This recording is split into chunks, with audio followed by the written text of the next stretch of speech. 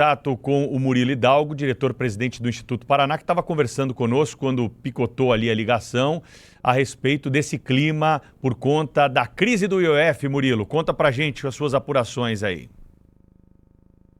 Bom dia, Pedro. É o que se escuta muito em Brasília, Pedro. A decisão pode demorar um pouco para acontecer no STF, que estariam esperando para ver se as partes não há um acerto entre as partes, né? Um acordo entre as partes sobre o IOF. O que está pegando para o presidente Davi Alcolumbre, segundo informações, é a nomeação do ministro Alexandre Silveira, né?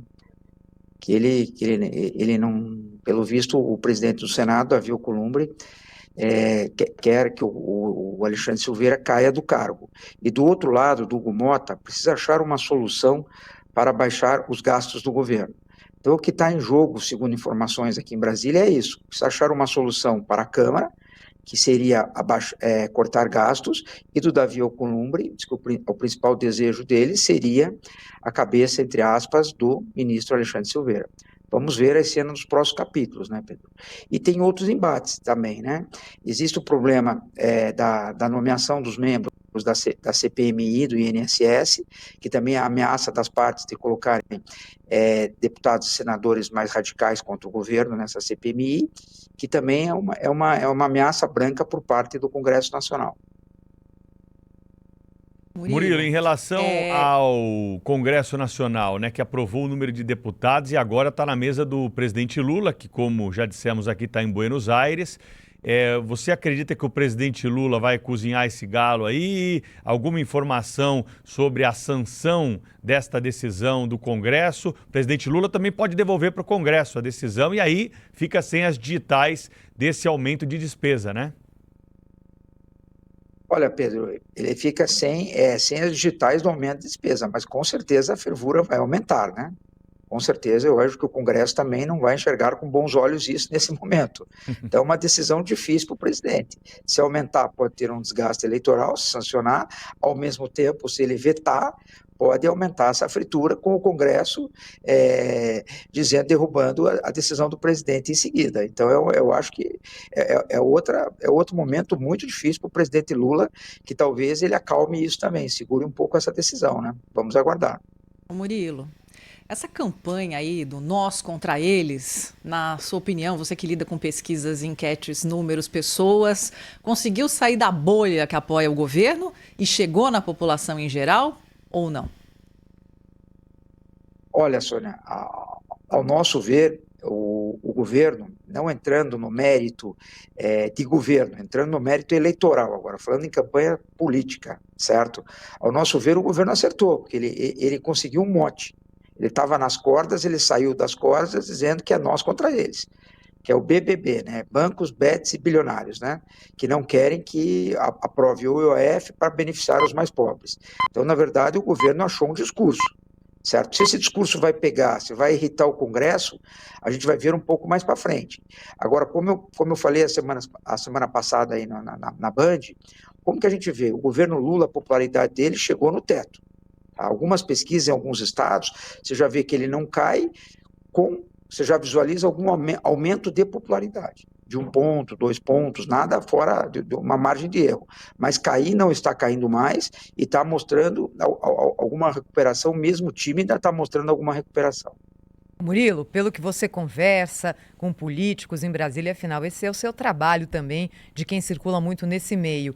Quem que pode ou quais são os personagens que podem ser os bombeiros nessa disputa agora entre o Executivo e o Legislativo? Quem que pode jogar água na fervura, Murilo?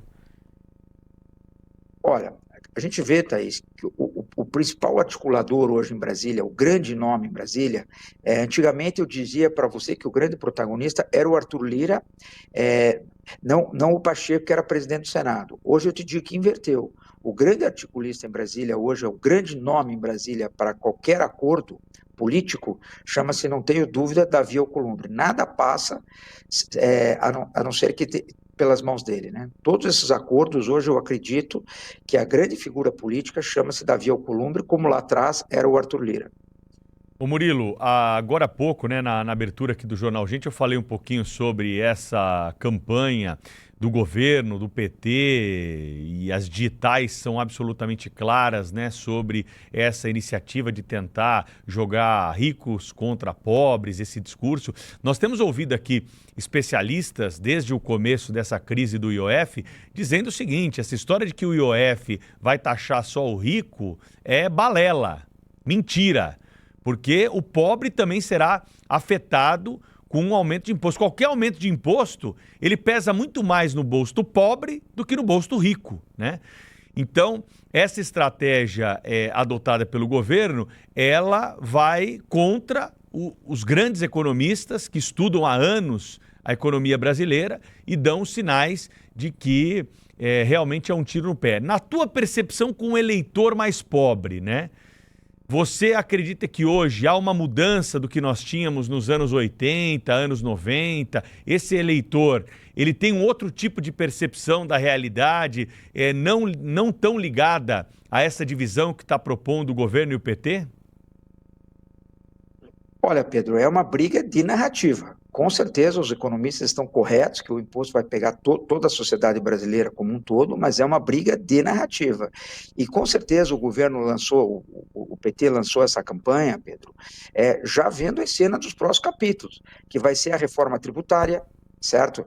Os benefícios sociais que eles querem aumentar, como o Vale Gás, Pé de Meia, ou até o próprio Bolsa Família, que se comenta que no final do ano vão aumentar o Bolsa Família. Então, na verdade, é uma briga já de narrativa, nós contra eles. Eles não querem que a gente aumente a renda de vocês. Porque hoje, Pedro, toda essa discussão de IOF, dessas coisas, para a grande camada brasileira, pouco pesa. As pessoas estão preocupadas, Pedro, com o preço dos produtos no supermercado, que é o dia a dia das pessoas, que é o custo de vida, que é o consumo das pessoas. As pessoas não estão consumindo como sonhavam que iam consumir no governo Lula 1 e 2. Então eu vejo que nesse momento é uma briga de narrativa, mas nada disso vai melhorar ou vai piorar para o governo, melhorar que eu falo assim de uma forma consistente, que pode dizer, o governo saiu das cordas, o governo melhorou fora da margem de erro. Se não aumentar o consumo e o preço dos produtos do Brasil não baixarem. Esse é o grande problema. Agora, o resto é uma briga narrativa que o governo encontrou nesse momento para encontrar um discurso para poder debater com a oposição, porque o governo estava nas cordas, Pedro. Está, né? Justamente, Murilo, nessa briga de narrativa, o que eu não vejo é tanta ênfase na questão do corte de gastos. Isso sim era algo que quem quer ganhar a eleição colocaria para a população. Mas a gente vê que isso aí é colocado com muita timidez e muito pelo contrário, quer dizer, são viagens caríssimas, são gastos exorbitantes, não se corta na máquina. Então, assim, eu não entendo por que o mote do nós contra eles também não inclui esse corte de gastos, Murilo. Sônia, com certeza, como eu falei, é uma briga de narrativas. Ao meu ver, essa história do IOF, de nós contra eles, já está justificando, talvez, não vão conseguir um aumento no Bolsa Família, mais Vale Gás. Então, esse sonho que a população brasileira acreditava com o governo Lula não acontecendo, precisa arrumar uma justificativa, certo? Do nós contra eles. Olha, não foi possível, não deixaram passar o IOF, a reforma tributária, como a gente mandou para o Congresso, não foi da forma que a gente queria, por isso que não foi possível. Nós contra eles. Eles não querem que a gente mude a vida de vocês. Com certeza, o que está por trás é tudo isso. Mas, como eu falei para você, no final, qual vai ser a narrativa vencedora? Essa é a dúvida que a gente tem. Na opinião pública, qual a narrativa que vai prevalecer? A do nós contra eles ou a da oposição que mostra que o governo não quer cortar gasto, não tem responsabilidade fiscal? Qual vai ser a narrativa vencedora? Isso a gente verá mais para frente. Murilo, no mundo político em Brasília, os políticos com quem você conversa, eles sentem falta de uma presença mais ativa do presidente Lula no contato com deputados, com senadores, com os próprios ministros? A gente teve Lula 1 e Lula 2 muito ativo nessas negociações. Lula 3 parece que terceirizou essa função, e aí cada governo acha o seu caminho, mas também terceirizou para pessoas que não necessariamente têm poder de decisão. Isso é um obstáculo para o melhor relacionamento do governo com o Congresso? Com certeza, Thaís. Os parlamentares veem o presidente Lula, nesse governo Lula 3, muito distante e muito diferente daqueles que conviveram com o governo Lula 1 e 2, um Lula completamente diferente. Agora, vai entender os motivos. Todos têm muitas narrativas para dizer o que acontece atualmente.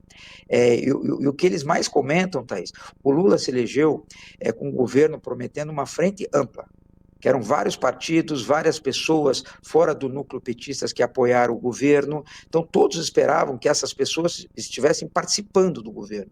E o núcleo duro do governo hoje só é de petistas.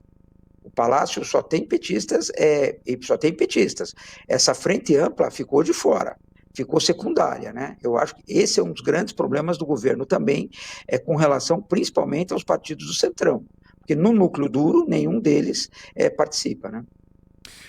Murilo Hidalgo esteve conosco em mais uma edição aqui do Jornal Gente. O Murilo volta nas próximas semanas com pesquisa, com notícia, com informação, com comentários ao longo aqui da nossa programação. Valeu, Murilo. Bom restante de semana e até a próxima. Um bom final de semana a todos e sempre à disposição dos amigos. Já já tem mais notícias chegando aqui no Jornal Gente, na Rádio Bandeirantes e na Band News TV. A gente volta rapidinho. Rede Bandeirantes de Rádio.